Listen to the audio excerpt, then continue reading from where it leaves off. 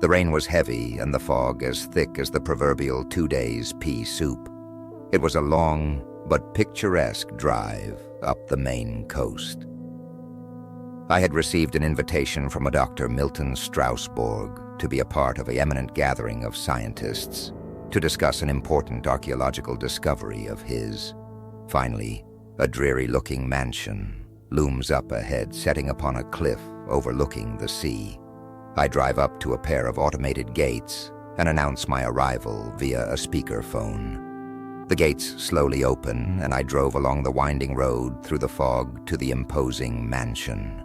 I parked and got out of my car and approached 2 large oak doors carved in Gothic relief, depicting scenes from some macabre, mythical tale. I depress a button located on the side of one of the doors. A tall, young, middle-aged man answered the door. "Good evening. I am Dr. Wilemon Arcais, come in answer to an invitation." I announced myself. "One moment, please," he replied in a deep, official-sounding tone. He looked down at his clipboard. "Yes, please come in. I will notify Dr. Strasbourg of your arrival. He momentarily leaves the foyer." As I waited, I studied the classic marble statues setting in each corner of the big room. A tall, bearded man who appeared to be in his early 60s entered the foyer extending his hand. "Dr. Arcais?" He spoke, smiling in greeting. "Yes, I am Wilemon Arcais." "I am Strasbourg, Milton Strasbourg." We shook hands. After some light social banter, he told me the reason for the invitation. As I explained in the invitation, I have invited a number of scholars and scientists whom you will meet this evening at a little banquet dinner I am giving on theirs and yours behalf. Then after, we will all assemble in the guest room, where we will get more acquainted and take turns explaining in detail everyone's special field of research. I am especially interested in yours, Wilemon, concerning your work in the area of higher dimensions. It may confirm some of my own hypothesis, of which I will later reveal. He leads me down a long hallway to a guest room. "Here you will stay for the next couple of nights. Dinner will be at 6. I'll see you in the banquet hall." "Very good." Strasbourg leaves me alone to get ready. I place my suitcase on the bed and open it. I search through the related items I brought for the seminar. A stack of notes in reference to my interdimensional research and a .38 revolver. I dress for dinner and leave my room and proceed down the red-carpeted hall to the banquet room. I hear the sound of spontaneous and excited voices coming from around the corner and come upon a spacious room filled with a gathering of people. The dining room is furnished with expensive paintings decorating the walls. Classical Roman and Greek statuary lends the room a formal but cozy ambiance. A voice from one of the assembled speaks my name. "Well, hello there, Wilemon." I turn around, and to my surprise, I was being greeted by a former colleague I hadn't seen in years. After a brief chat, our attention is drawn to Strasbourg, who announced that dinner would now be served. It was a delicious, pleasant affair. When it concluded, Strasbourg announced that the order of business will now turn to the purpose of the gathering. I am sure by now you all are wondering what this is about. Every one of you has been selected to be here to share your expertise in your chosen field. First, we will start with Dr. Jan Roberts, distinguished anthropologist. She ascends a platform and places a document of her composition on a podium. After a 20-minute introduction and synopsis of her research, other scholars took their turn. Then, my turn came. I spoke to them about my work in the study of space-time dimensions. With the conclusion of my remarks, Strasbourg took the podium. Now we come to the reasons why I asked you all here tonight. It soon came to my attention that while doing fieldwork in ancient Babylonia, I discovered a very old but still existing dangerous cult. This cult, called the Cult of Brishnash, dates to the myths of ancient Babylonia that describe an eons-old war between good and evil, forever attempting to establish its reign throughout the universe. The forces of good embodied by the little-known and mysterious beings in the myths rarely mentioned, called the Lords of Lukos, or Light. Before this became apparent to me as not mere myth, but a frightening reality, this diabolic cult was following me and threatening the members of my research team. We barely escaped from them. Since then, I have ever been their #1 foe. They know that I am close to uncovering their terrible designs. They shall not rest until I am out of the way. Which brings up the question, why I asked you all to be here tonight. Every one of you is distinguished in your separate field of scholarship. I wish to enlist your aid and expertise in this campaign of mine. The room fell silent as the assembled scholars and scientists glanced at each other with mystified expressions on their faces, not knowing how to respond or any longer certain of the mental stability of the professor.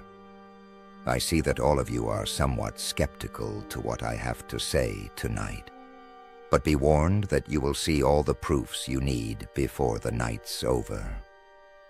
With that, the meeting breaks up and everyone mills around to socialize. Strasbourg makes his way through the crowd coming towards me. Ah, Dr. Arcais, thank you for coming this evening. Thank you for your invitation, Dr. Strasbourg, and I found your experiences fascinating. You mean to say you have been stalked and threatened because of your research? I asked, filled with curiosity. That's correct. Even some of my fellow researchers have disappeared with no trace. I know many of the assembled guests I have invited regard me as a little eccentric, but I believe I can easily confide in you. Oh, what's convinced you of that? I asked, half skeptically. What I have discovered in my digs at ancient Babylonia coincides with some of your theories regarding another coexisting world with ours. This mysterious sect, having origins going back to the early days of ancient Babylonia, maintained a similar belief and worshipped a great, terrible being, foretold to return to our universe and begin its eternal reign of evil. He replied with the most serious, pleading look. Before I could ask another question, the lights go out suddenly, banishing the gathering to darkness. A soprano of stunned voices mingle with nervous laughter. Strasbourg calms the group and reassures them that the lights would come back on momentarily. An emergency generator restores the electricity. Let us go into my office where we can talk more privately. He leads me through the banquet hall and down the hallway to a closed-door order at the end of the corridor. The spacious office was lined with rows of shelves of books with a break for a flagstone fireplace. A desk made of oak wood with a swivel chair sets in front of it. 2 large computer screens occupied both ends of the desk, between which its surface was submerged with sprawling manuscripts and books. 2 glass French doors led to the outside courtyard. Strasbourg pours me a cup of coffee, and we sit before the fire. I continue my questioning. What is there about this strange sect that has targeted you? Before the whole question was out of my mouth, several loud reports like firecrackers could be heard ringing outside in the courtyard. That is the answer to your question, he said casually and seemingly unnerved, used to it, I suppose. He jumps up to switch off the lights, taking out an automatic from the desk drawer. He stalks, cat-like, to the doors. In the darkness, several silhouettes could be seen running helter-skelter across the wide yard while gunshots rang out. Ah, my bodyguards are seeing a little action tonight. He softly speaks, amused. I believe that is living proof to your question, Dr. Arcais. What is going on? I asked, alarmed. Who are those tall men in the shadows running away? They are part of the cult of Brishnash. They know I have uncovered their ghastly secret and am trying to do everything in my power to put a permanent stop to their plans. Fortunately, my bodyguards have been fending them off so far. But they keep getting closer. Tonight you have witnessed such an attack. The battlefield in the backyard had become silent. Only a light breeze blew through the trees, mute witnesses to what had just occurred. Come here and look outside to the sky. I step outside and gasp as I look up to see two fiery, gigantic, comet-like spheres, each occupying two opposite directions of the star-sprinkled sky and appeared to be drawing closer together on a collision course. "What is that, Professor?" I asked, transfixed at the sight. "More proof, Wilemon. For you see, the ancient Babylonian prophecy speaks of two celestial spheres that shall appear and block out the sky, eventually to collide, heralding in the advent of the return of Brishnash. You must hurry and leave here tonight and seek the shelter of your home. For all who have come here are now marked and doomed for peering into the lost and forbidden secrets of Brishnash. I will get into contact with you in a few days." I left Strasbourg's home and drive back through the long, lonely night. I decide to stop and park my car and ascend to the top of a little knoll and point my binoculars onto that fantastic scene playing out in the celestial night skies. A bright blue flash illuminates the heavens and surrounding woods. I am halfway down the hill and see a shadowy figure moving between the trees. "Hey, you!" I shouted. The being momentarily halts and looks back at me. "Wait!" As I approach toward its direction, it drifts off the ground and up the knoll. I run after it until I come to the top of a cliff. Above me is a cave, and I slowly approach the entrance. I hesitate before entering. Looking into the cave before entering, I am taken aback. A female figure is enshrouded in a robe like a monk's. Her head and face are concealed by a cowl. Her countenance is engulfed in a brilliant blue luminescence. "Wilemon Arcais," she spoke in a soft, haunting voice. "Who are you?" I ask, astounded. "Wilemon Arcais. When you found the blue dimension, you did not know what you have done. I am Eldira. I have come to warn you to end your quest." "Why?" I asked. "You know nothing of this world and its dangers. You must turn back. It holds great evil to your world. What manner of being are you? In my world, what you call the blue dimension, there is no time as you know it. I am ageless. You must heed my warning about your activities that will lead to your doom." I still do not understand. What could possibly be dangerous about another dimension? A terrible price for this world you desirously seek. She raises her arm, and the cave wall transforms into a large viewing screen. I step back upon seeing a frightening, gigantic being, extraordinarily evil-looking, appear. It is searching or looking for some way out of a dimensional maze. "What is that?" I asked, shocked and mystified. "That, Mr. Arcais, is the reason why you must not seek the blue dimension. That is Brishnash." Brishnash. Are you familiar with the ancient Babylonian lore? I had read some of their ancient stories and legends, but I had never heard of a being called Brishnash. Brishnash is the Babylonian god of evil that was imprisoned by the lords of Lukos eons ago, thus freeing your world from its reign of evil. She answered. The scene began to change again, and then a horrible pantheon of other creatures suddenly appear. What are they? These others are its servants that do the bidding of Brishnash. Brishnash is now making its way to your world. She raises her arms again, and the picture changes to a peaceful and pleasant environment, showing a valley surrounded by mountains. One particular mountain stood out from the others. Its peak glistened and sparkled like a bright prism. "What is that?" that shimmers at the peak of that mountain Eldira. That, Mr. Arcais, holds the answer to your question. It is the great blue diamond, endowed with great powers. What do you mean? I asked with fascination. That is the legendary blue diamond that ancient lore in your world had spoken about. The possessor can do many wondrous and amazing things. It is what is needed to fight Vrishnash with. How does one go about to retrieve that crystal, if at all possible? I asked, intrigued, getting some ideas. One must enter into the blue dimension, she replied. I must enter into that dimension and retrieve that diamond. I proposed. You do not know what you ask. Once you enter that world, you may not be able to return unless you know how. She explained.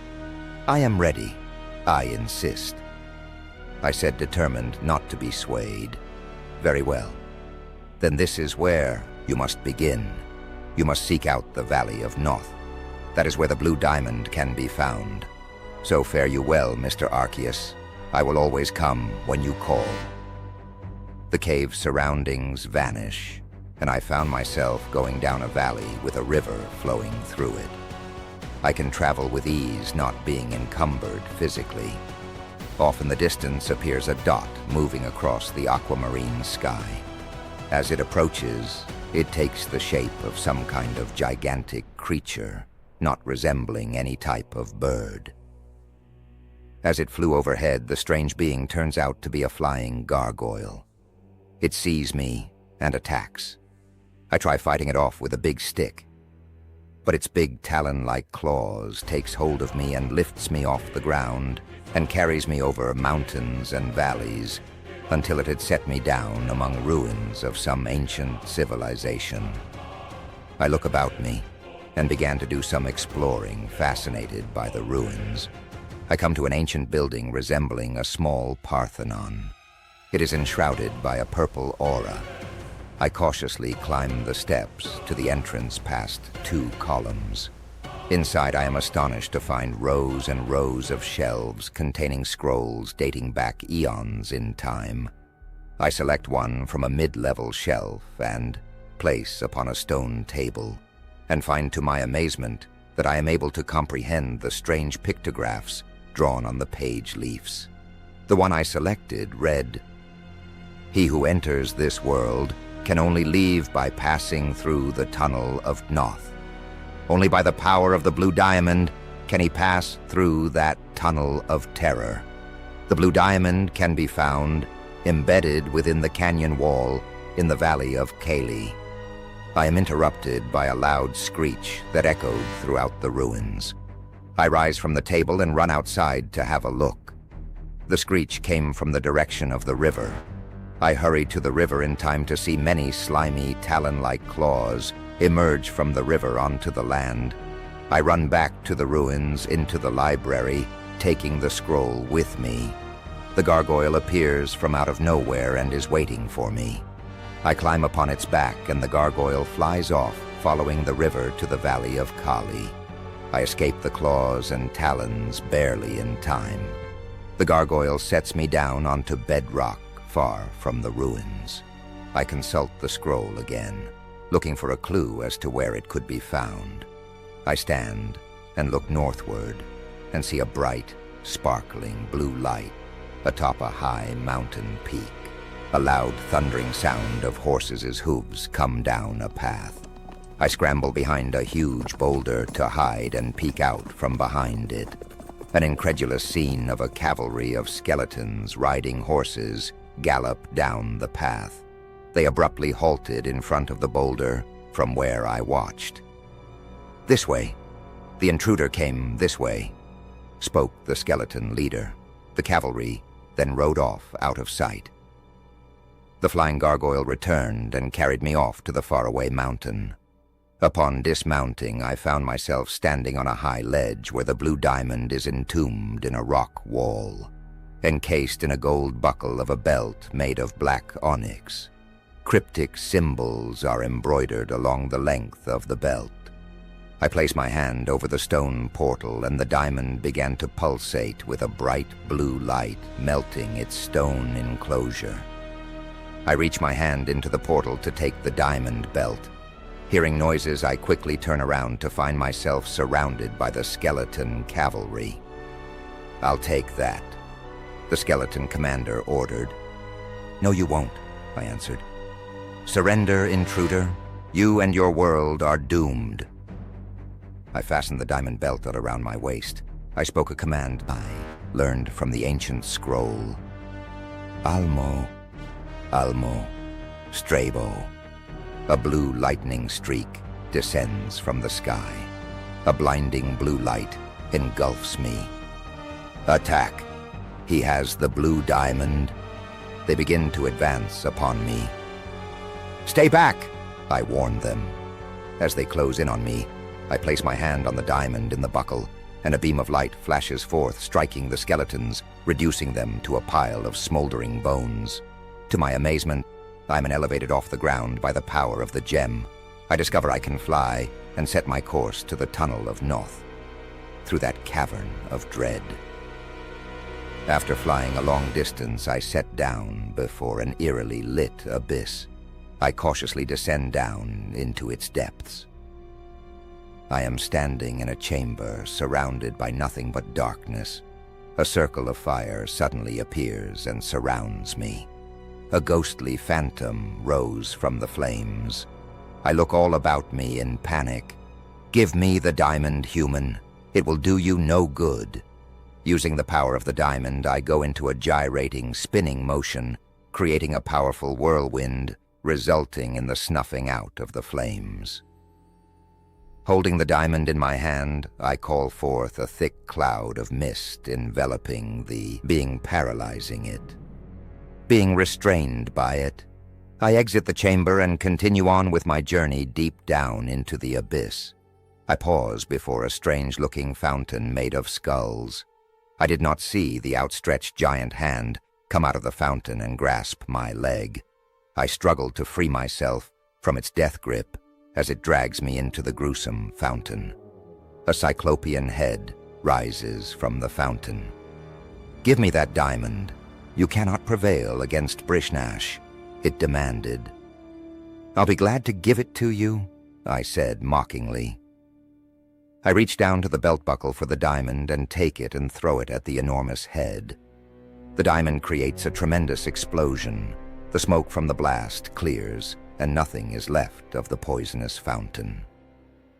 I continue passing through the bizarre tunnel until I find myself lost in a thick forest. I stop to contemplate my situation. I am suddenly beset upon again by another band of skeleton warriors and am taken to their sanctuary and bound to a frame structure. Before me is Brishnash itself, sitting on a throne of skulls, with a face of fire, thunderbolts for the rest of its appearance. "Give me that diamond. You and your world are doomed," its voice boomed. Brishnash reaches forth with a dragon claw to my diamond belt. Now that I have the diamond, my power is complete. And as for you, human, you shall be my first human sacrifice. Remembering Eldira's words, "Call if you need my assistance," I quietly call for Eldira. "Eldira, Eldira." Eldira materializes before Brishnash. Brishnash is momentarily taken off guard. "Yes, Brishnash, give us back the diamond. I command you." "You cannot be serious, you dimension dangler. I am far more powerful than you." Eldira holds up her hand to Brishnash, holding a blue-green triangular object with a strange emblem carved on the face of it. Upon seeing this, Brishnash falls back in fear. "You may be most powerful, being of all worlds, but you cannot withstand the power of the Lords of Lukos." The sanctuary of Brishnash suddenly becomes engulfed in flames. The servants of Brishnash scatter in terror. Eldira and I are enshrouded by a green light protecting us from the flames. 2 flying gargoyles appear, and we are taken back to the border of the blue dimension. Eldira leads me through the invisible barrier and are returned to the cave. What happened, Eldira? The medallion of the Lords of Lukos saved us this time. But how? Do you remember in the Babylonian stories how that at the time, Brishnash was preparing to take over your world? The Lords of Lukos came and overthrew the demiurge, confining this being to certain areas in another dimension by their ancient medallion. Brishnash is powerless against the blue dimension for now, but it has broken free from its ancient prison and is seeking sovereignty. It is from here that you must conduct your war against Brishnash and other evil beings. But where do I begin, Eldira? I asked, perplexed. Do you remember Dolphin's Harbor? That coastal town, I asked. Yes. The inhabitants there are secret Brishnash followers. They are waiting for the return of Brishnash. It is there you must begin. It is an old town full of old evil. It has long been a center of activity for the servants of Brishnash. A surprise assault on them will set them back for some time. But you must hurry, for they have almost completed preparations for Brishnash's return. The power of the blue diamond comes from the blue dimension, and you are free to travel there at will by the diamond. The stone also will enable you to use matter and energy of this world, which at times you will find necessary. But now I must leave you, for this war is a war you must win by yourself, by the power of the blue diamond and blue dimension. So fare you well, Dr. Arcais, and remember I will always be at your assistance. Eldira fades away into thin air. I return to my house and focus my attention back to the study of the ancient texts through the late hours of the night. The first target of my attack will be at the townhouse at Dolphin's Point, now serving as the temple of Brishnash. I open the window in my study, the one facing the sea, and climb out onto the edge of the sill. I take a leap, and by a bright blue streak, fly out over the cliffs as the diamond buoys me up to Dolphin Point. I set down upon a high hill, hiding behind some trees, watching below. A long line of rowboats come from the harbor of Dolphin's Point, going toward the open sea, using flares to light their way. It is a ritual sacrifice procession for Brishnash. I fly off toward the boats, and using the power of the diamond, I create a large net, ensnaring the whole party, and pulling the net with the diamond, manage to drag the boats onto shore and hold the strange inhabitants at bay while I free the captives. I then resume my search for the temple. Walking down a deserted street aligned on each side with old houses, unoccupied, there are no street lights. The scene is surreal and eerie. The distant sound of a screech owl raises the hairs on the back of my neck. A large, imposing house looms in the night shadows, around the corner of the avenue, occupying an isolated spot on a protruding promontory out over the ocean. I slip among the trees, taking cover in the woods, watching what must be the townhouse, serving as the temple of Brishnash. I am contemplating my next move and see strange blue lights emitting from the windows. A shadow of someone comes to one of the windows, sticking his head out, looking about. The figure at the window moves away. I attempt a surprise ambush on the house, and I am violently thrown to the ground by a powerful, invisible force. Deciding nothing more could be done that night, I take to the night sky by the power of the blue diamond and return back to my headquarters. In my study, I search diligently through the ancient texts for some clue as to how to protect myself from Brishnash's protective shield. Underneath a stack of papers, I find an ancient-looking little box with a note wrote in crudely formed letters. Dr. Arcais, these are what you are looking for. They are the original seals of the Lords of Lukos, They shall help you against the servants of Brishnash. Signed, Eldira. The following night, with the little box of seals placed securely in my pocket, I return to Dolphin's Point. Once again, I find myself standing before the decaying townhouse. The special emblems, according to the scroll, possess a power that Brishnash's followers cannot withstand. I place a series of metal wire stakes discreetly around the house and attach the seals to the stakes. Then, taking out the blue diamond, I ignite the seals with a blue beam of light. The seals begin to glow with a green fire. Every seal in its turn emits a red beam of light at the townhouse. The house becomes enshrouded with a brilliant, blazing light. The shadow of a figure inside the structure returns to the window and sticks his head out, amazed and confused at the onslaught from out of nowhere. A gathering of confused and frightened mixture of beings, half human and half gargoyle, flee from the house into the night.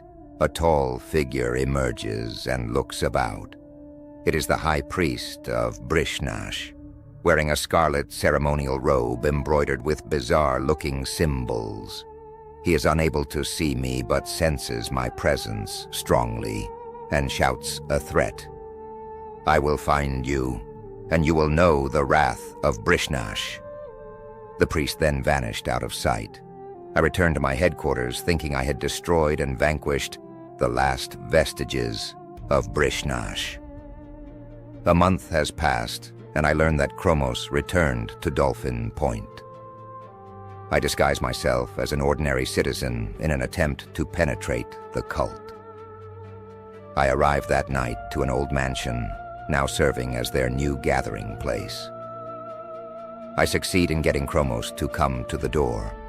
He's wearing a brown suit and mask to conceal his gargoyle features. Posing as another priest of Brishnash, I persuade Chromos of uniting our groups in order to enter into his confidence. "Then it is agreed," I said. "Your strategy is sound.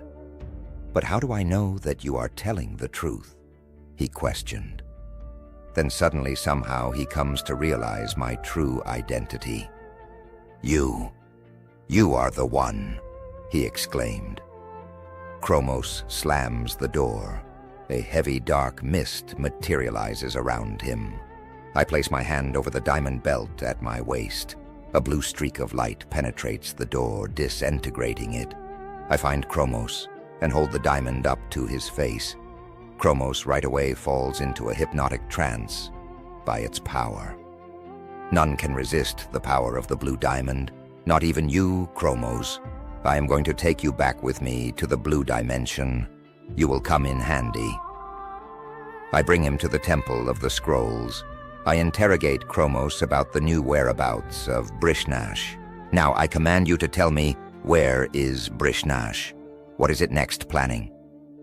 "Brishnash made its new home in another world, and is seeking the blue diamond to make complete its power. When is the next human sacrifice?"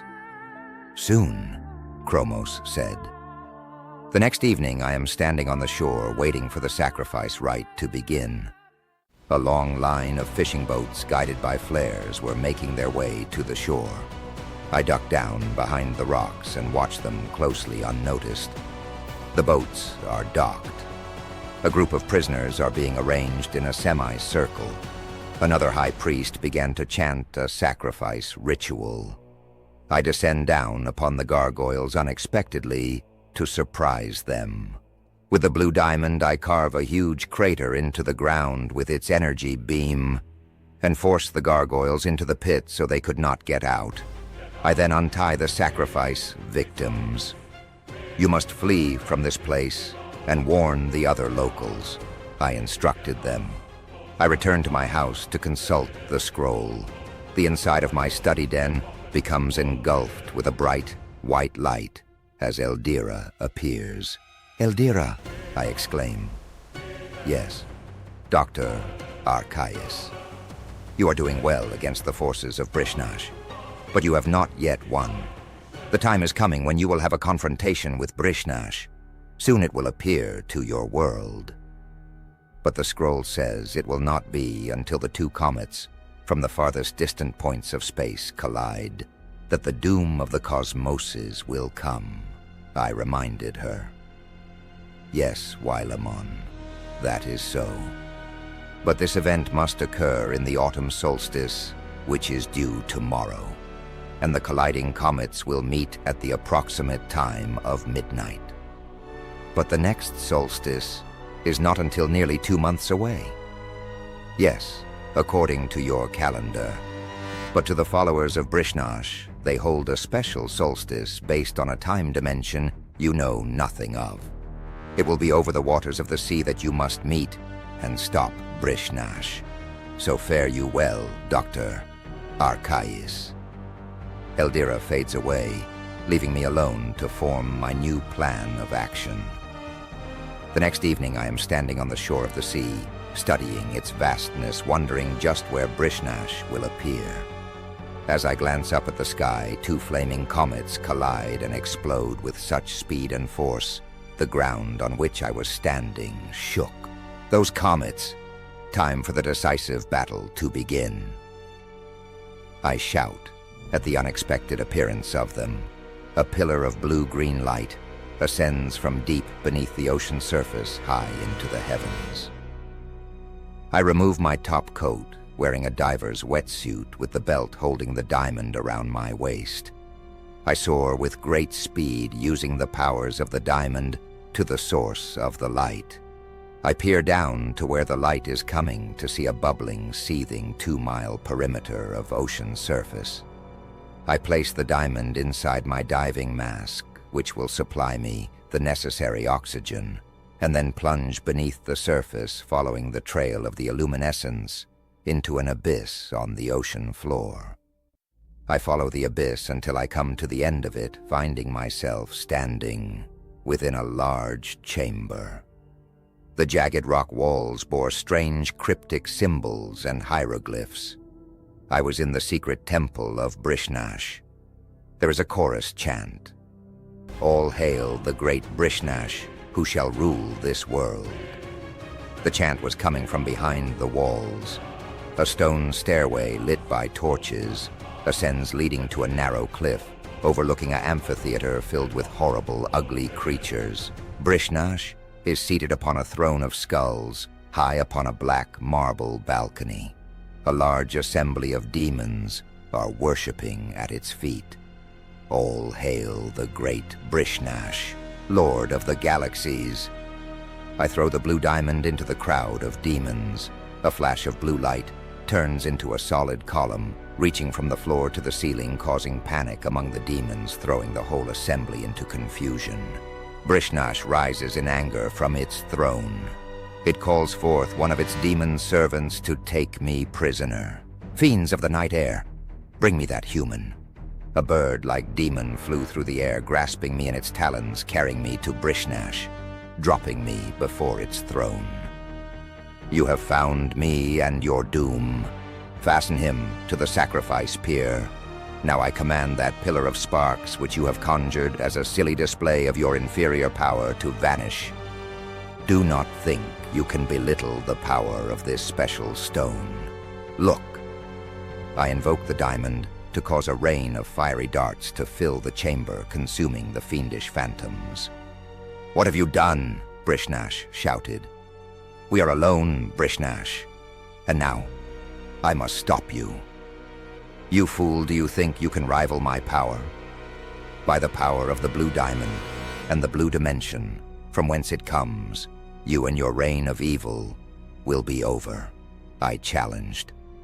Then let us duel to the death. Brishnash ascends through the undersea cave to the surface. I manage to reach the surface first. I create a flaming triangle and enter into the safety of the center of it. Where are you, mortal? Have you fled your doom? Brishnash taunted. I turn toward the direction of the voice. A gigantic titan head rises above the surface in all its gruesome power. I remove the diamond from its belt. Holding it in my hand, it glitters in the moonlight. Bemakoth Narkos, I shout. A powerful blue beam of light strikes on Brishnash. Brishnash recoils back under the sea, weakened by the blast from the powerful gem. After a short pause, Brishnash rises again from below the sea, towering far up into the night sky. "You mortal fool! I will summon all of my power to bear upon you." It commands a dark, opaque oval object which whirls toward me. I move into the center of the flaming seal, seeking protection. I watch the strange, threatening object with uncertainty. "That human is your doom. Behold." The oval object whirled with incredible speed, transforming itself into a fiery light, penetrating the protective shield of the seal. "No!" I yelled. It breaks through the barrier. I wave my hand over the diamond, creating a shield-like halo to reflect the deadly light ray. "It's not working!" The death-wielding beam bored through the shield. "You fool! Now you are finished!" A sharp whishing sound came from all directions. A flaming chariot hurtles through the night skies. The charioteer is garbed in silvery white, throws out a lasso of golden light, wrapping around the neck of Brishnash. The chariot ascends back into space, carrying the evil demiurge with it. As I watch, awestruck, a mammoth head rose from beneath the sea, enshrouded in a silver light. The face on it is sagely looking with a white beard. "Mortal man, I am Natchez, chief of the lords of Lukos. Brishnash is no more." "What? What happened to it?" I could scarcely get the words out, overwhelmed by this unimaginable spectacle. "Brishnash is being returned to its ancient prison, never to return to your world. Now go and keep charge of the blue diamond. But know this, use the stone for good. Use it for evil and it shall destroy you. Now fare you well." The image of the chief lord of Lukos fades into nothing. It is nearly a year since the foregoing strange events had occurred. A package of unknown origin arrived on my desk, having no postmark at the university. I open it, and inside I find a 6-inch icon made of some kind of blue stone with little diamonds for its eyes. It is a statue of Brishnash. Enclosed is a note written in large printed letters. It read, "Professor Arcais, I need to talk to you as soon as possible. You know what it is about." The note leaves further instructions to meet with the sender at a nearby restaurant later that evening. Following the instructions, I arrive at the restaurant. I look about the busy, crowded room. In an isolated corner alone in one of the booths is a man looking as if expecting someone. It is Dr. Strasbourg. His hair is unkempt, gray, and desperate looking, as if he is in some great danger and on the run. I stride up to him and greet him. Strasbourg invites me to sit down. "I hope you will excuse the unorthodox manner in my attempting to contact you, Dr. Arcais. But I must be careful. It would not be wise for us to be seen together." Strasbourg orders us both coffee. "That little statue I sent you, they want that statue back. Ever since the meeting at my home, several attempts on my life have been made." I uncovered an ancient scroll while doing archaeological excavations of ancient Babylonia. Upon deciphering it, I found an obscure reference to a mysterious realm of other existences called the Blue Dimension. I recalled reading a treatise about a mysterious world called the Blue Dimension, written by you. I thought I would try and find you and ask your opinion about the scroll. "Where is that scroll now?" I asked. "I have it safely locked away. I traced these secret followers to Brazil. I suspect they have their headquarters hidden there deep in the jungle somewhere." "What do you suggest to be done about it?" I asked. "We must go down there and find out what they're up to and then stop them somehow. They are evil, and very dangerous. I know. I too have crossed their path. You have? He asked, surprised, raising his eyebrows slightly. I briefly explained my encounter at Dolphin Point in a vague outline. What are they doing here in New England, of all places?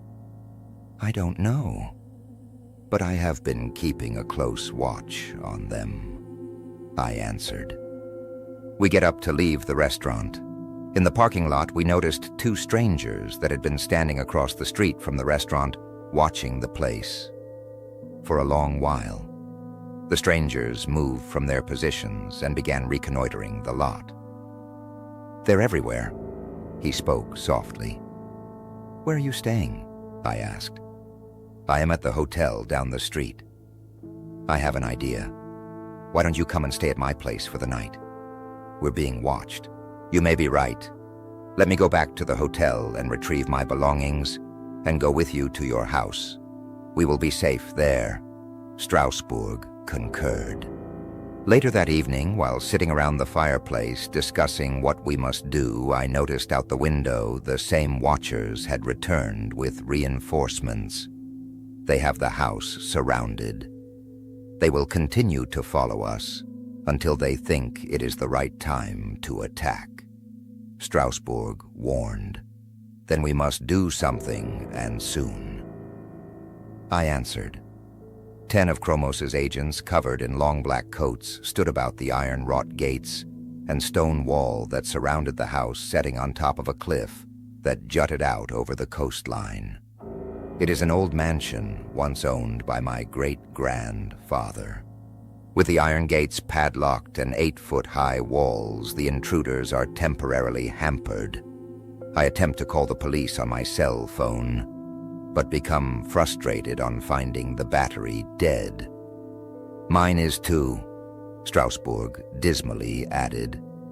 Then the lights go out all through the house. They have disconnected the power lines somehow to the house, I said. I take out a flashlight from a desk drawer. They are getting ready to attack. Strasbourg replied. Strasbourg removes a .45 Magnum from his coat pocket. A rock crashes through a window. Dark shapes run across the lawn. I take out my .38 revolver.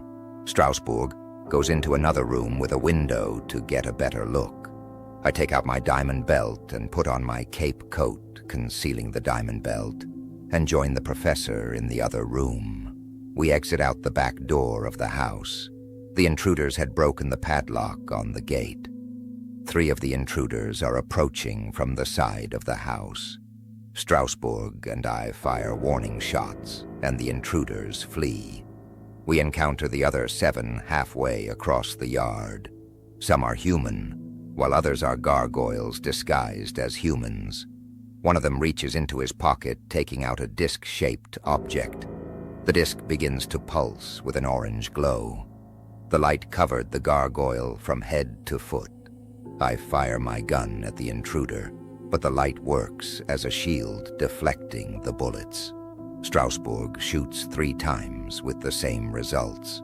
The other 7 slowly approach. "What is that?" he asked, amazed and frightened.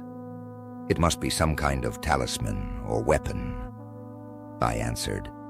I reach for the blue diamond on my belt. Unfastening it from the belt, I hold it in my hand. The diamond pulsates with a blue light in response to the orange glowing disc. A blue beam of light emits from the diamond to the mysterious hand-held object. The gargoyle drops the disc as the orange protective shield turned into a blue glow from the beam of the blue diamond and vanishes without a trace. One of the others reaches for a gun, but Strasbourg shoots first, hitting the gunman. The others turn and run. We run after them until they were gone into the night. "I don't think they will come back anymore tonight," I said. At the back of the house, we examined the strange disc object the gargoyle dropped. It appeared to be an ancient stone covered with strange runes. Strasbourg identifies the inscriptions as related to ancient Babylonian writing with references to Brishnash. It must be some kind of ancient talisman related to the Brishnash cult. But I am curious as to what that remarkable jewel you had in your hand is. Where did you get that? I explained that it was something I happened to acquire during my travels around the world. I could never really understand its mysteries. It just seems to perform miracles. I tried to explain. I wonder... What? There is a short, vague reference in that ancient scroll I discovered about a strange jewel that was possessed of all kinds of powers, which could only be found and retrieved from that other dimension. Anyways, it is a very useful weapon, and something we'll need to fight against these agents of Brishnash, I told him. Yes. It also states that this jewel is a prize coveted by the evil god, Brishnash, who forever is seeking its possession. But what can we do to stop them and prevent Brishnash from returning to this world? As I said, I have uncovered what I believe to be their center of activity in the jungles of Brazil. It is these that we must first seek out and destroy.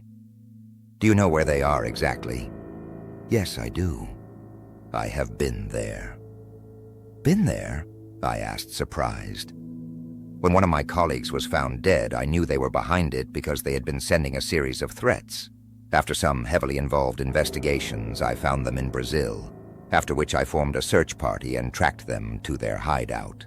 They live among the ruins of a long-lost civilization. It is there where they can be found, and then we must destroy them. What is your plan, exactly? We must get a group together and take them by surprise, he said. Have you ever heard of a being called Chromos? Yes, I have. This being is an ancient gargoyle, and goes by other names as well. It reincarnates every cycle to do Brishnash's bidding on Earth. He answered, How can this being be stopped, Professor? There is only one way. The gargoyle must be banished to that other dimension where Brishnash and its minions had been banished eons ago by the lords of Lukos. I know that Chromos has another center of activity at a remote coastal village. Chromos nearly trapped me. It may be back and is directing its activities again. Last night's attack was probably its doing. It is necessary that I return there again, I told him. It is an old eerie chamber with strange orange glowing torches burning with an otherworldly light. The walls are covered with black tapestries, embroidered and decorated with very old runes and hieroglyphs in silver color. It is a large room, at the front of which is a stage around it. There stretched a long red curtain. This is the secret underground temple of Brishnash, beneath the mansion of Chromos. The Brishnash followers file into the chamber dressed in black robes wearing hoods covering their heads. They take their places around the stage. The lights dim to darkness and the stage began to glow itself in dark shaded colors of purple and black. A bright green light emanated from behind the curtain. Chromos spoke in words of an ancient unknown language. The congregation repeated the mysterious words. After the ritual, Chromos spoke. And now, here are your new instructions. Brishnash is soon coming again. We must be ready, but there is one that must be severely reckoned with. He has possession of the blue diamond. At that pronouncement, a subdued gasp of disbelief and outrage resonated around the room. Do not panic. I have a plan. In the meantime, back at my house, we made our plans. What do you have in mind? Strasbourg asked. In the next few nights, I will return to that evil town and capture Chromos. And then what? I must try and return him to the blue dimension and make certain it can never return. Yes, you are right. The ancient scroll says that is the only way Chromos can be dealt with. The wind is blowing hard and I make my way across campus. With the classes over early that afternoon, I go to my office and find a note left on my desk, leaving a telephone number to call urgently. My secretary did not know who it was from, and the caller refused to identify himself. I felt a sense of foreboding regarding the matter. Against my better judgment, I dialed the number. A muffled, heavily disguised voice answers. "Who's this?" I demanded over the phone. "You know who." "Chromos," I shouted. I was surprised at the unexpected direct contact with the gargoyle. "We cross paths much too frequently, Dr. Arcais." Chromos laughed menacingly. "What do you want?" "I thought I left you in the blue dimension. How did you escape? Do you think you can stop the power of Brishnash and its minions?" Chromos laughed again. "No, Dr. Arcais. That should be obvious to you by now. I have Strasbourg, and if you want him back, you must follow my instructions. He better not be harmed. You know what I can do with that diamond," I warned. "Strasbourg is unharmed, for now. But his future is in your hands, and you must do as I instruct, or else. You have until sundown tomorrow to surrender yourself. The line goes, dead." I hang up the phone, wondering what to do next. I finally decide that evening to drive to Dolphin's Point, knowing they would be expecting me and set a trap. I park my car 2 miles outside the town on a rural road, wearing the blue diamond under my coat and armed with a revolver. By the power of the stone, I lift off the ground and fly off to Chromos's mansion. Chromos comes out from behind a curtain onto the stage where Strasbourg was bound on top of a peculiarly ornamented altar.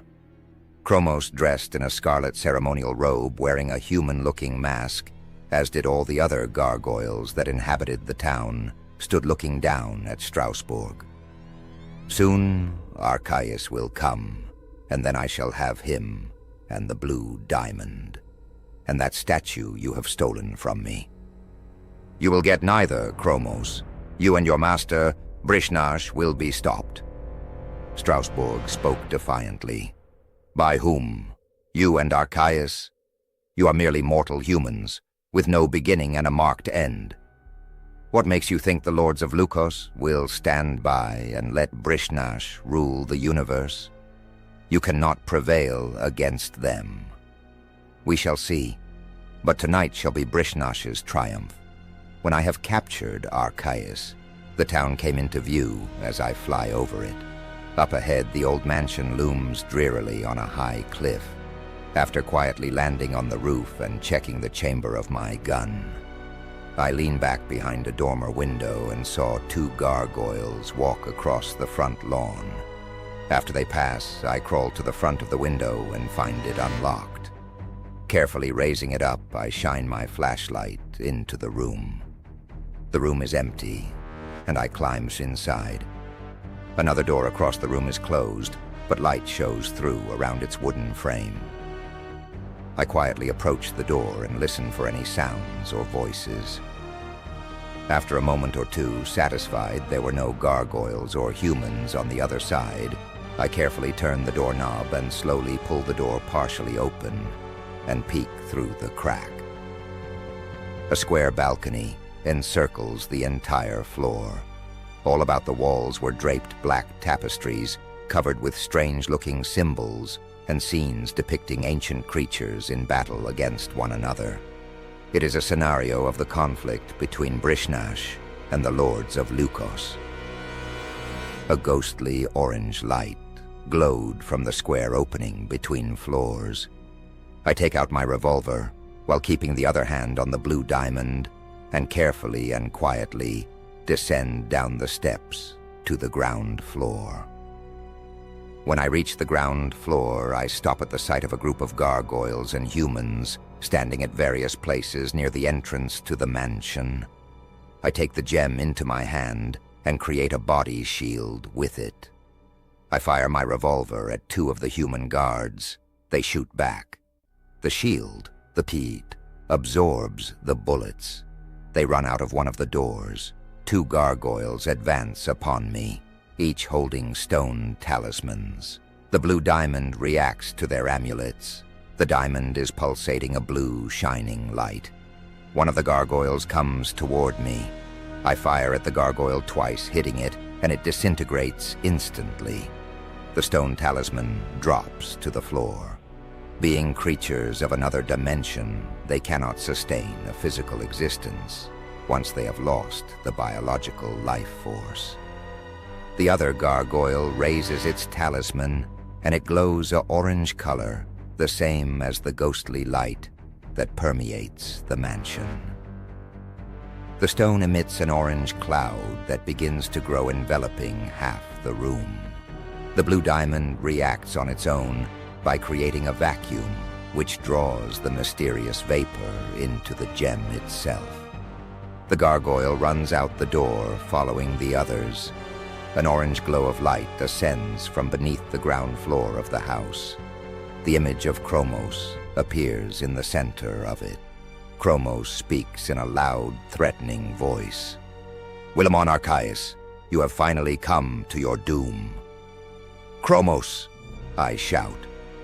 "You cannot escape this time, Dr. Arcais. Now give me that diamond." "You shall never take possession of it," I defiantly yelled. "Very well then. Prepare for your final journey to the nether realms." The orange light expands, encompassing me. I struggle to escape the light.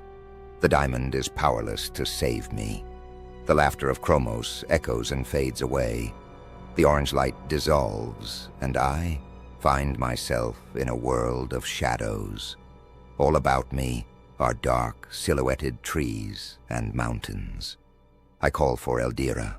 Eldira manifests before me in a shiny, radiant blue aura. "Eldira," I exclaimed upon seeing her. "Where am I? How do I get out of here?" "You are in the realm of shadows. There can be only one way out, and that is you must begin your ascent by going through this dimension to reach the palace of the Lords of Lukos, and only they can free you and return you to your world. Only by passing through its dangers as you begin your climb toward their world where they dwell can you earn their help and escape. I will not be far and will be ready to assist you when you are in need." Eldira fades away. I am alone, and I look about the strange and uncanny world. The trees and hills are half concealed in shadow. I look all around at the bizarre trees.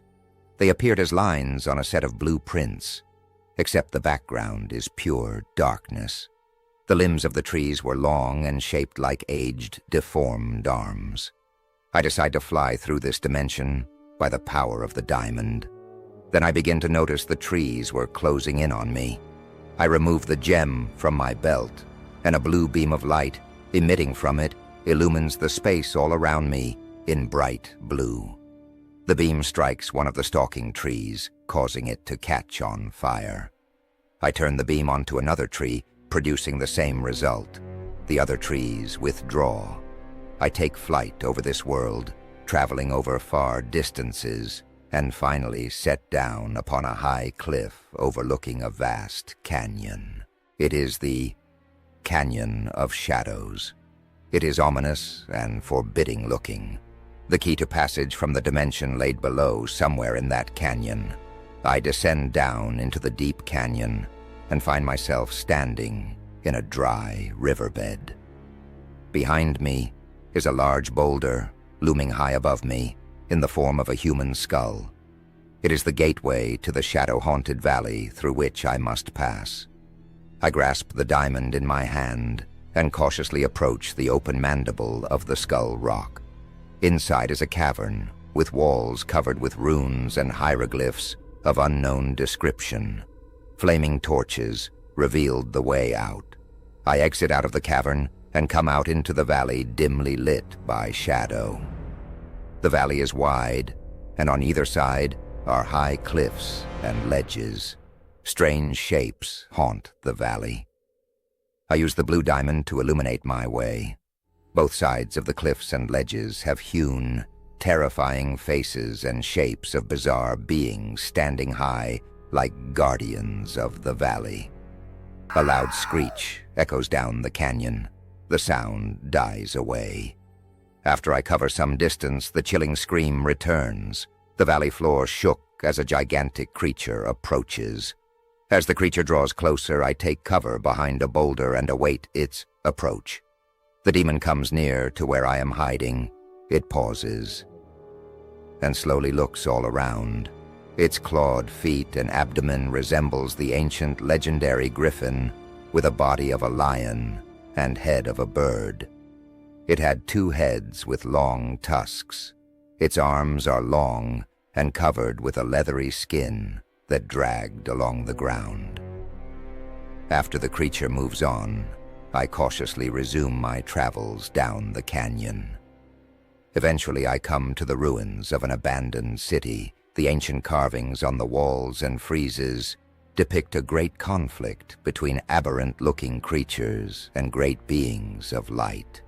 They are ancient records of the great cosmic battles between the forces of Brishnash and the lords of Lukos eons ago. I look up to see a bird-like creature perched upon a pillar watching me closely. Its eyes glowed an eerie, haunting red. It is a large creature. It suddenly attacks. I point at the diamond at it as its blue beam strikes the creature. It flies away, making a loud screech that echoes down the canyon.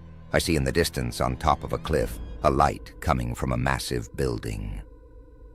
I fly to that cliff and set down behind some boulders to study the edifice. It resembles a medieval castle with a high wall circumscribing it. One of the parapets looks deserted. I fly up to it and look down into the central courtyard, where there is an oblong building circumscribed with columns. As I study the building, I hear rapidly approaching footsteps in lockstep coming in my direction. I run for a deserted guard tower and leap onto its roof and duck behind it.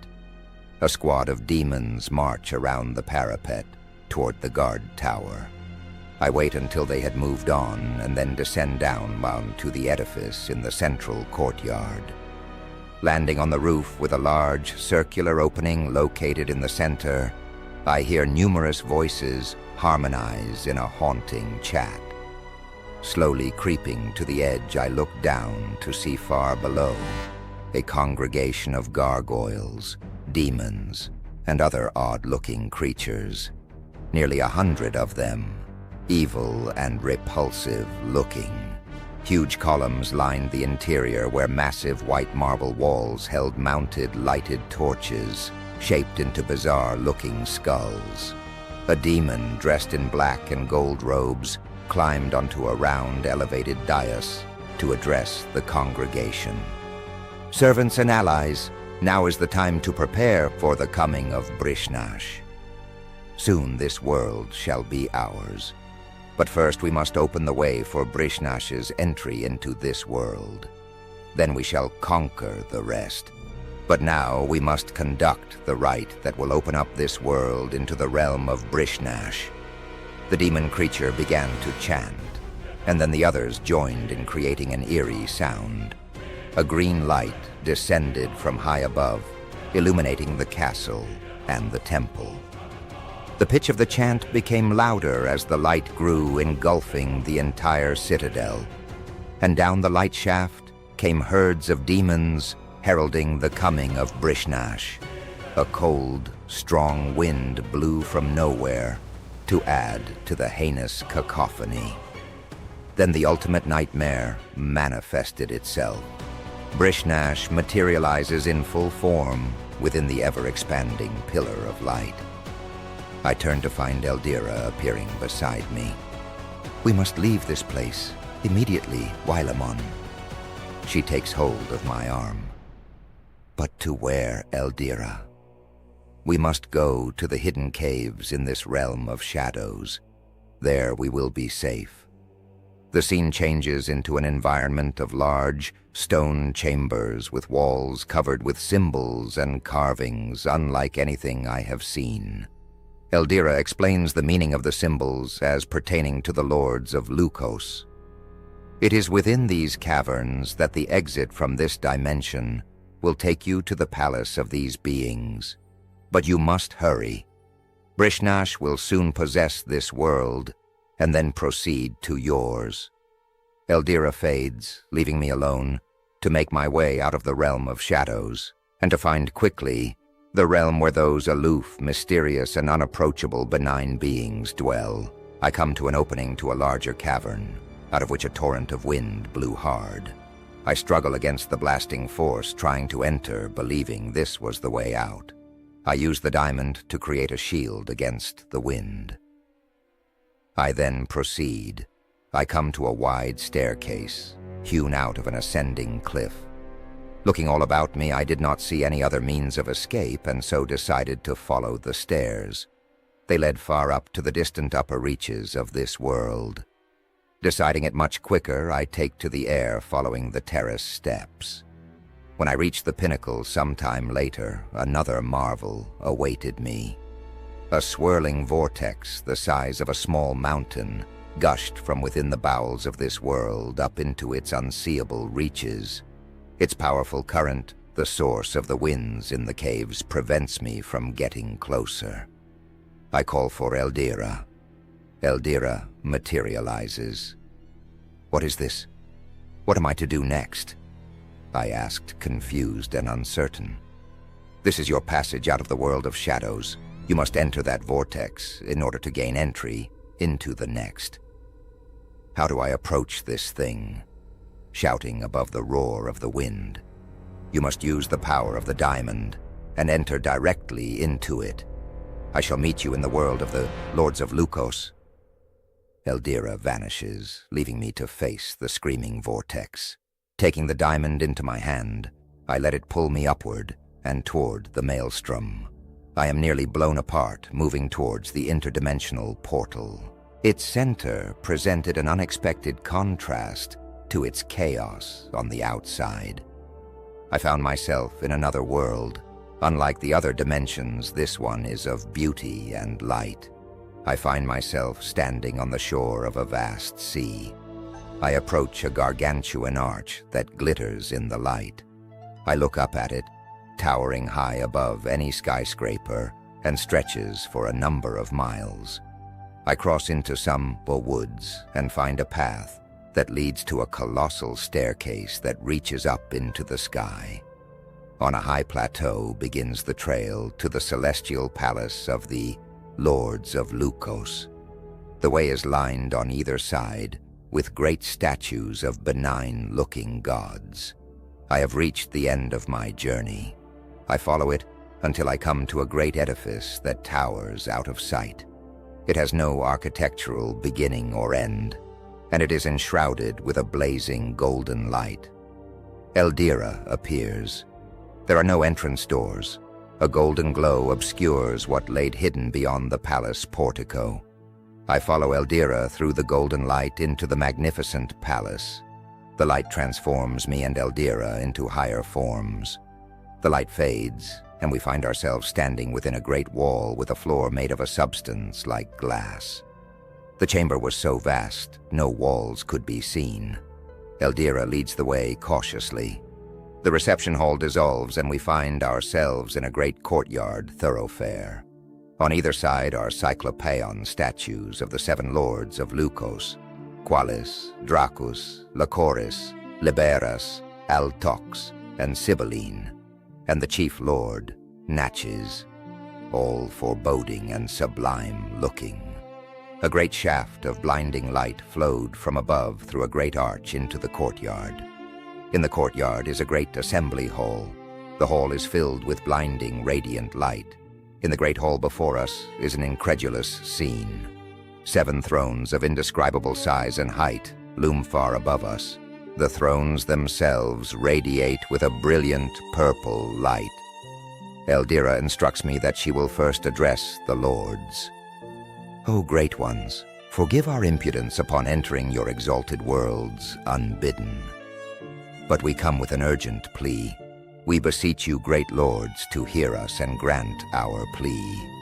I have brought with me a representative from the lower realms. You must hear him. He has much to tell.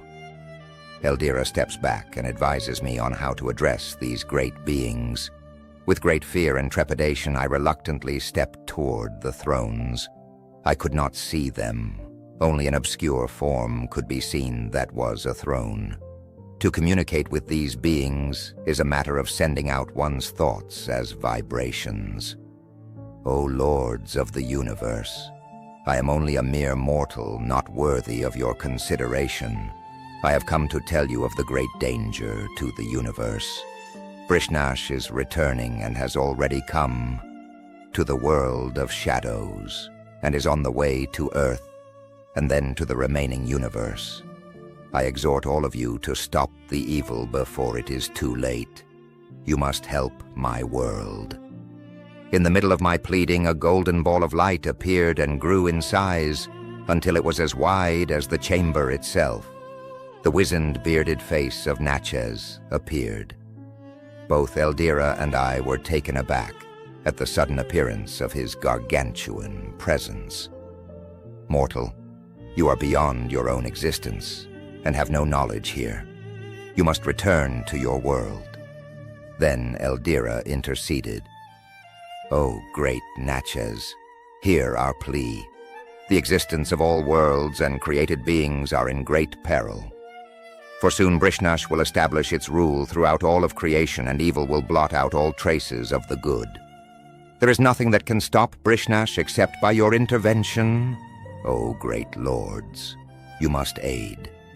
There is a silence, and then Natchez spoke. We can give our help to only those who are deemed and made worthy themselves.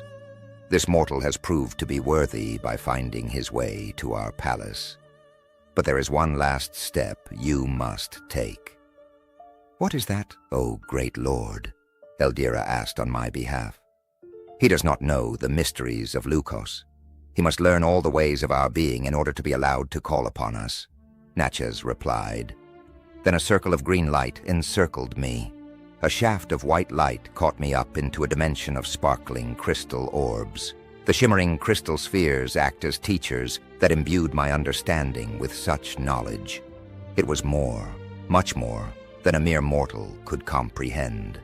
After the crystals had completed imparting to me all of their wisdom and knowledge of the universe, I was returned to the great hall of the palace. Natchez then addressed me. Now you must return, worthy mortal, and do what you must do. We will be watching, but the fate of your world is now in your hands. Then a great whirlwind caught Eldira, and I up like a tornado with no memory of what happened in our transition back to the Earth. I find myself back again at Chromos's old mansion. The orange funnel of light is gone. There is no one about. I take out my .38 and held the diamond with my other hand. I proceed cautiously in the direction of the basement of the old house where Strasbourg is being held prisoner. I come to a room that contains two big wooden double doors. Believing they are probably the entrance to the basement, I carefully open them and find an old staircase that leads down into a pit of fiery orange light. The secret temple of Brishnash. I slowly descend down the steps, not knowing what to expect. When I reach the bottom of the stairs, I am standing in back of a stage-like apparatus in a very large, deserted room, illuminated by burning torches. There, on the stage, still bound to the sacrifice altar, is Professor Strasbourg, in what appears to be in a half-dazed state. I untie him and placed the diamond on him. Its healing powers restores him to consciousness. Professor Strasbourg, what happened? Where is Chromos? I asked desperately. Strasbourg sat up, trying to clear his head and remember the details of what had happened. Something had happened that called him and his followers away. He said something about the immediate return of Brishnash. He was in such a hurry, didn't bother to take me as a hostage. I wonder where they went. I believe they have gone to their secret headquarters and are preparing for Brishnash's return. We must go to Brazil and stop them if it's not too late. I nod in agreement. Brishnash is getting closer. When Chromos sent me to the shadow world after I came to get you and fell into their ambush, I chance encountered there the gathering of a large enclave of the servants and priests of Brishnash. Brishnash is returning, heralded in by its demons.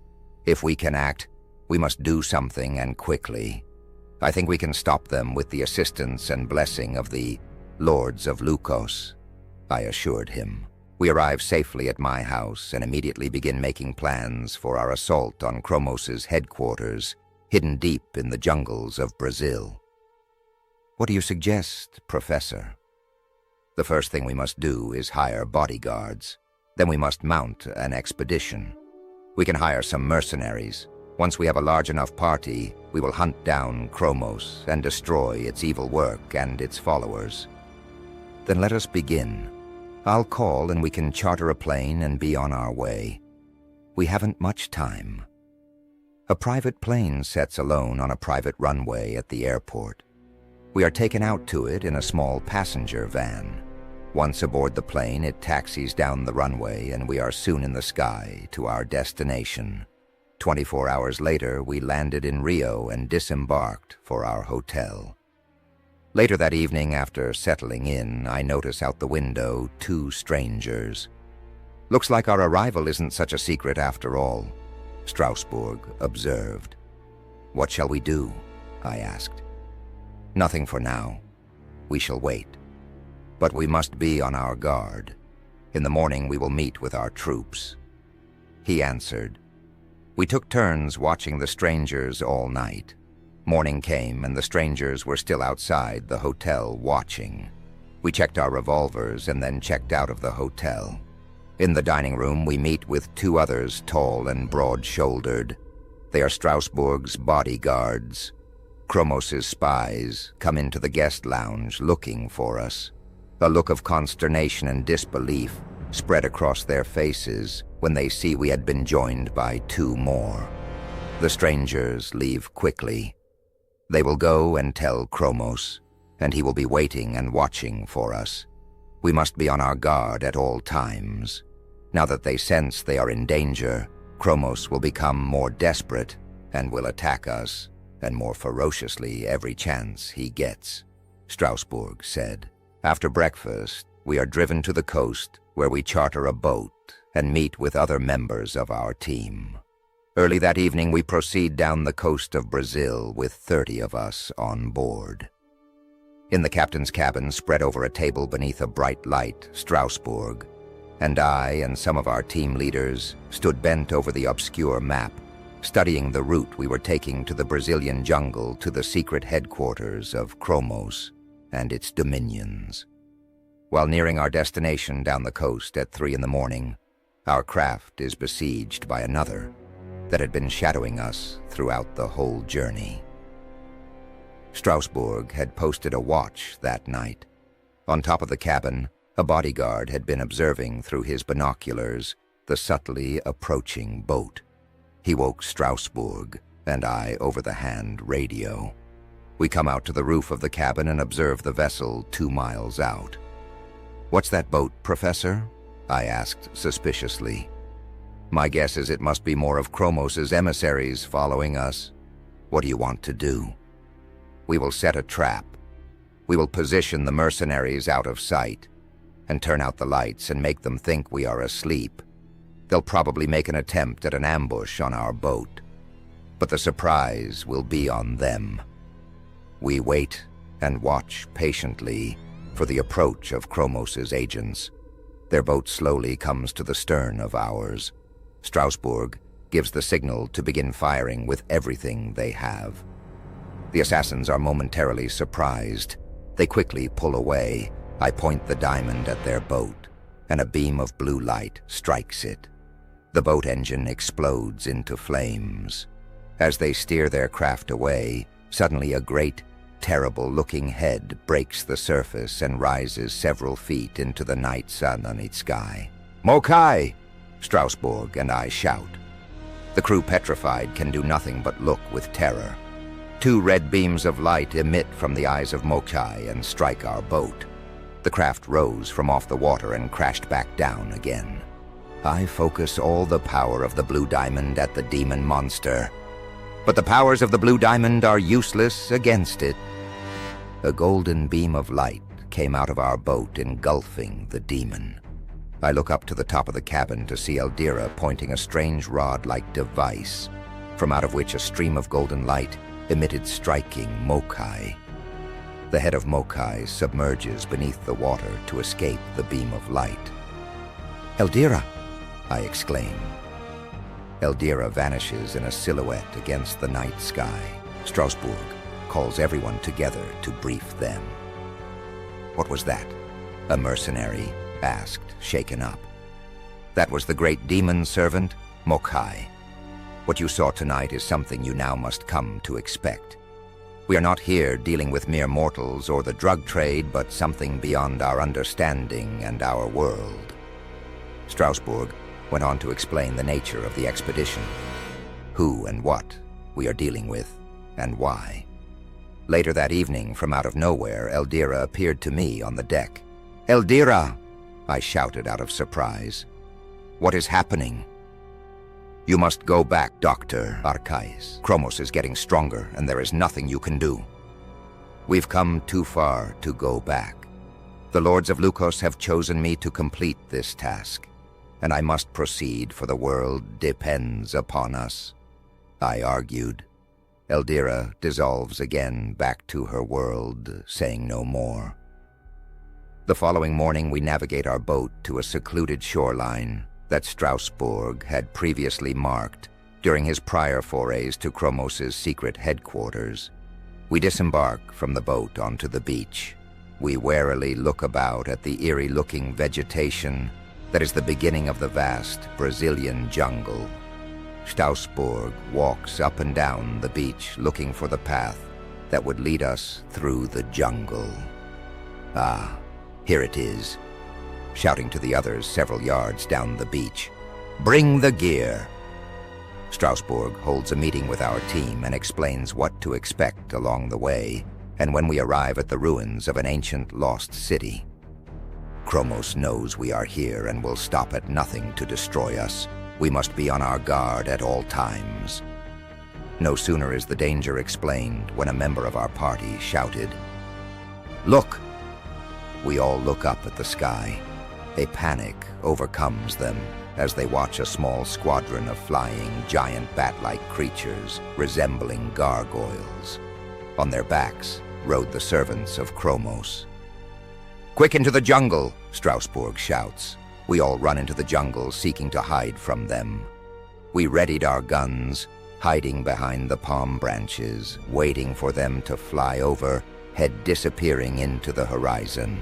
We continue on the path for 10 miles until we come into a clearing where sat a big hacienda ranch. The proprietor came running out the door to meet us at this rendezvous, prearranged by Strasbourg. "We have been attacked twice, Dr. Triaz, on our mission here," he explained to Triaz. Dr. Hernandez Triaz was one of Brazil's eminent archaeologists with whom Strasbourg had collaborated and gained his confidence. He outfitted our party with fresh horses and joined me and Strasbourg at the head of the group. We tell Triaz of the flying gargoyles on the backs of great giant bat-like creatures. Yes, there are legends about them. The local natives talk about them in their folklore. They are supposed to be the evil ones, come back to serve their master. Chromos knows we are here. How are we to approach him without being detected? I asked. I know a back trail to those ruins. Chromos will be expecting us to come down the path that is the only known one to the site. We will come by way of the back entrance and surprise them. That will be our only chance. Triaz answered. We continued on until dark, then stopped to make camp.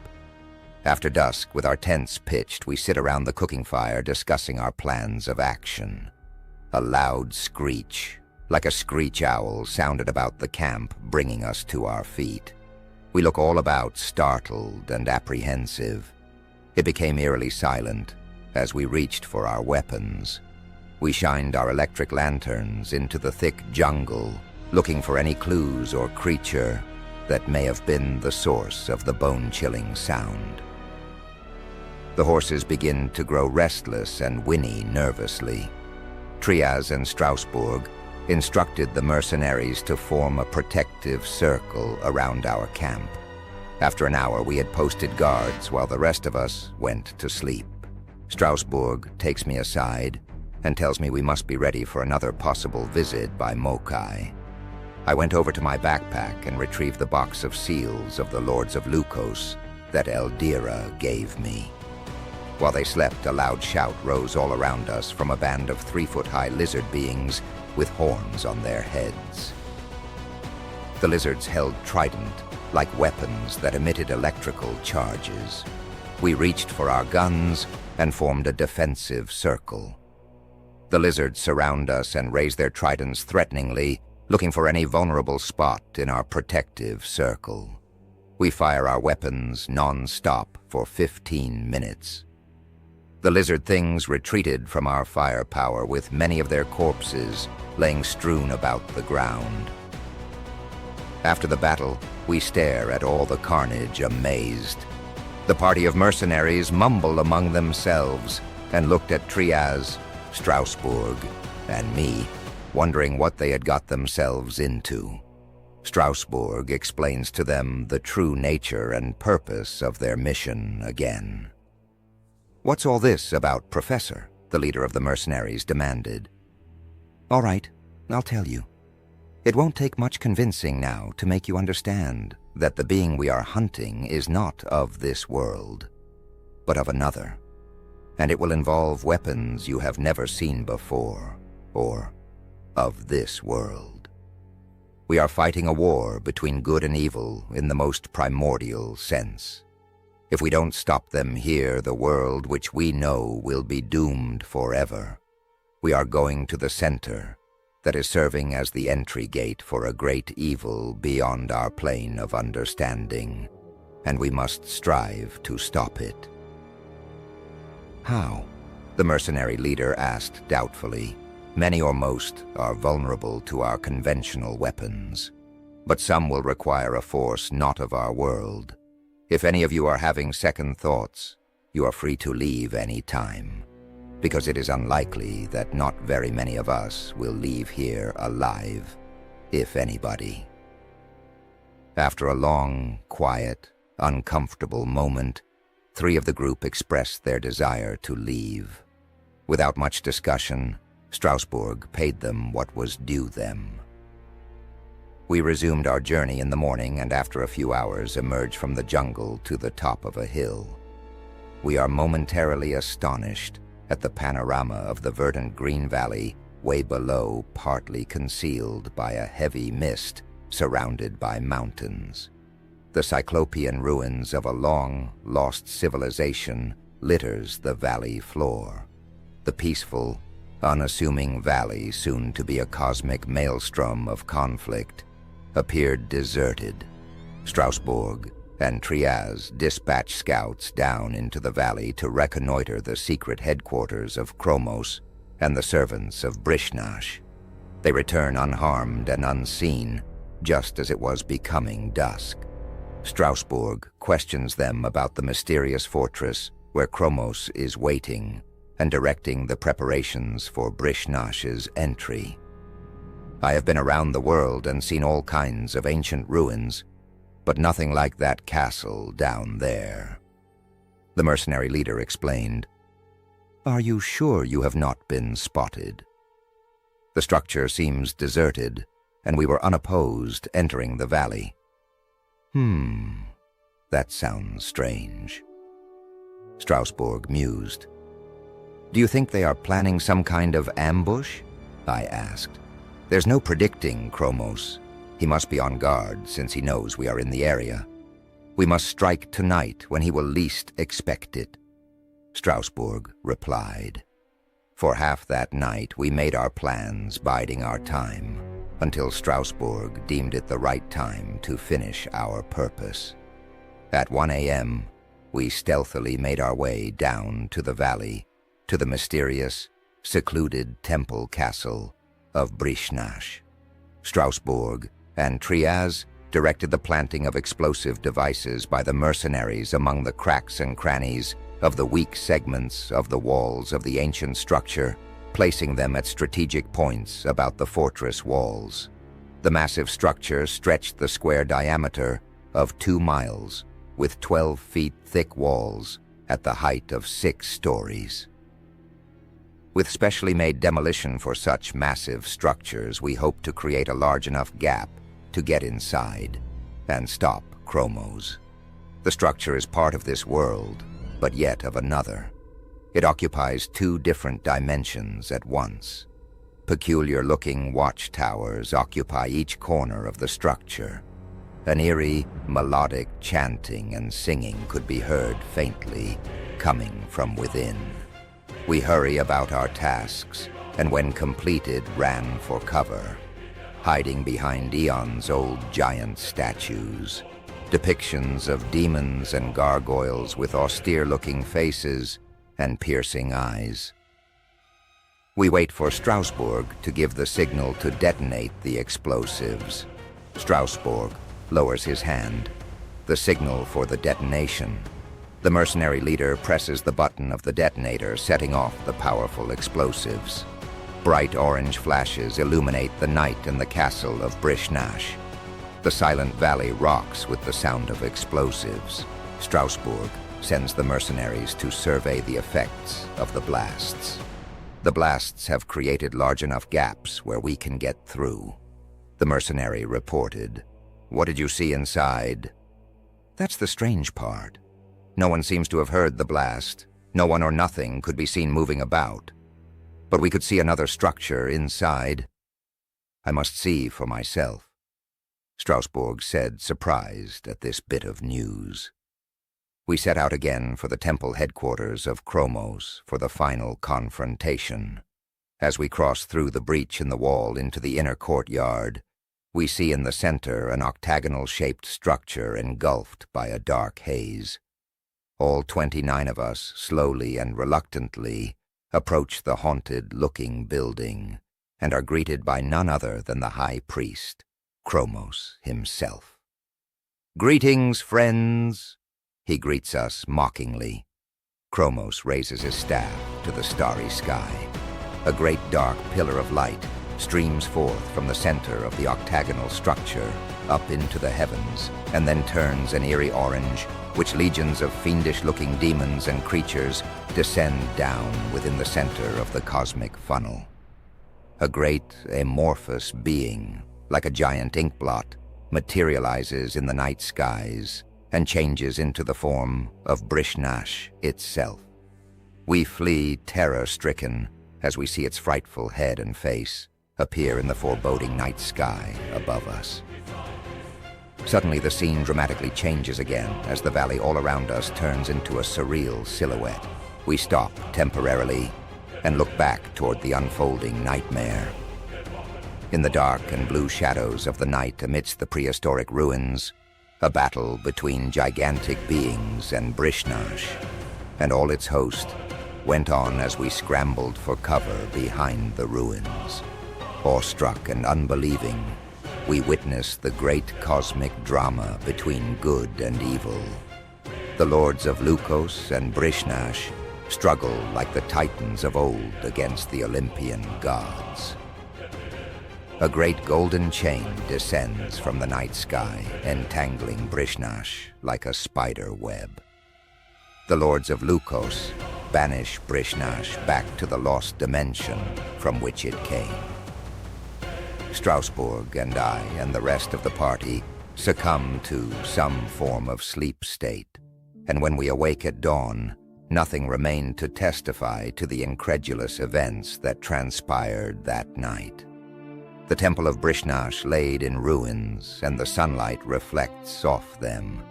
Exotic birds sing all up and down the valley, belying anything unearthly. We return in silence, not speaking of what we had seen, not completely convinced of the reality of it ourselves. 2 days later at the Portland airport, Strasbourg and I say our goodbyes. Strasbourg exhorts me to continue the good fight against the powers of darkness and evil. You must use your wisdom and gifts for the good of humanity, Wilemon. I understand, and will unfailingly take on that great task, Professor. I will always be at your service, Wilemon, whenever you will need me.